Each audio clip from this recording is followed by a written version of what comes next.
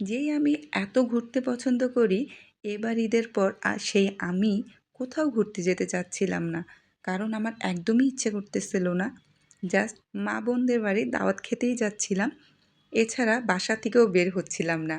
কিন্তু আপনাদের ভাইয়া চাচ্ছিল যে আমরা একটু ঘুরতে যাই বা বাসা থেকে বের হই। কারণ ও অনেকদিন একটানা প্রচণ্ড বিজি ছিল। একদম গত ডিসেম্বর থেকে সে কোথাও যেতে পারেনি। তার মধ্যে এর মাঝে সে বেশ ভালো রকমেরই অসুস্থ ছিল। আর বিশেষ করে রোজায় অনেক অসুস্থ ছিল। তাই তার ঘরে মন টিকতেছিল না। বারবার বলতেছিল যে, "চলো আমরা একটু বের হই।"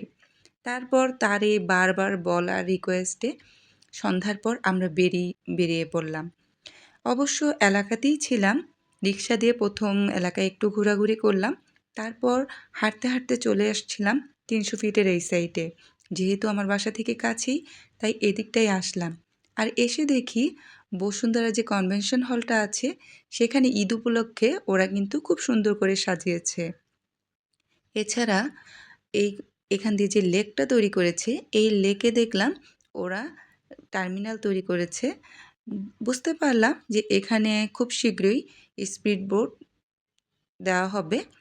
অনেকদিন ধরেই শুনছিলাম এই জায়গায় স্পিড বোটের ব্যবস্থা করা হবে বা নৌকার ব্যবস্থা করা হবে, যেটাই হোক ওদের পরিকল্পনায় যেটা আছে যেন মানুষ এখানে এসে নৌকা দিয়ে এই লেকে ঘোরাঘুরি করতে পারে।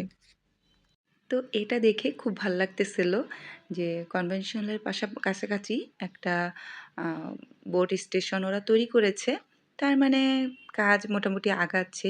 তো এরপর দেখা যাবে এখানে এসে মাঝে মধ্যেই আমরা লেকে একটু নৌকা দিয়ে ঘুরতেও পারবো। আর আমি আমার হাসব্যান্ডকে দেখাচ্ছিলাম ঈদের চাঁদ। যদিও সে ক্যামেরায় সেটা আনেনি। আ ঈদের চাঁদ আসলে ঈদের চাঁদ রাতে তো সেভাবে দেখা যায় না। তো তারপরেই আমি দেখেছিলাম। তো আমরা একটু ঘোরাঘুরি করতেছিলাম। এই আশেপাশেই হাঁটাহাঁটি করতেছিলাম। শুধু আমরা না, অনেকেই এসেছিল কিছুটা সময় কাটানোর জন্য। আমাদেরও খুব ভাল লাগতেছিল। আ যেহেতু অনেকটা সময় পর বের হয়েছি।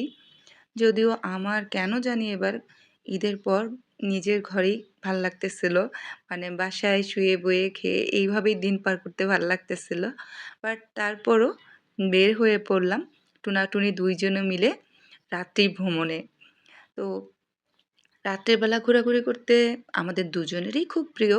আর সেটা যদি হয় রিকশায় তাহলে তো বলা বাহুল্য। তো ওই যে শুরুতে দেখলেন আমরা কিন্তু বেশ অনেকক্ষণই রিকশায় ঘোরাঘুরি করেছি। এছাড়া আমরা একটু বনরূপা এরিয়াতেও গিয়েছিলাম। সেখানেও একটু হাঁটাহাঁটি করে আসছি। এই ছিল আমাদের টুনাটুনির ঈদের পরবর্তী ১ম ঘোরাফেরা। কেমন লাগলো জানাবেন। আল্লাহ হাফেজ।